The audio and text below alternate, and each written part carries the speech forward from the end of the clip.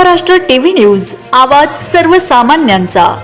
Breaking news. Kinwat तालुक्यातील डोंगरगाव येथे अवैध हातभट्टी दारू अड्ड्यावर पोलिसांची धाड। हातभट्टी काढण्यासाठी तयार केलेले रसायन मोहफुले केले पोलिसांनी जप्त। किनवट तालुक्यातील बोदडी बीट अंतर्गत येणाऱ्या डोंगरगाव येथे अवैधरित्या हातभट्टी गाळप करणारे एक अड्डा पोलिसांनी उद्ध्वस्त केलाय।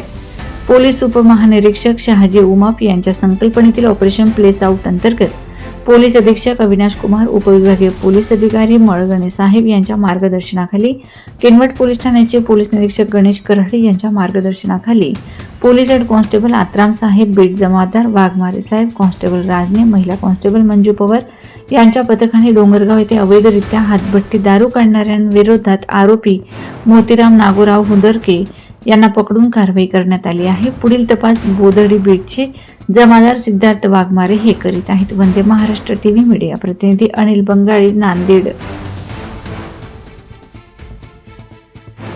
वंदे महाराष्ट्र टीव्ही न्यूज, आवाज सर्वसामान्यांचा। अशाच नवनवीन बातम्या पाहण्यासाठी आमच्या चॅनलला सबस्क्राइब करा, बेल आयकॉनला क्लिक करा।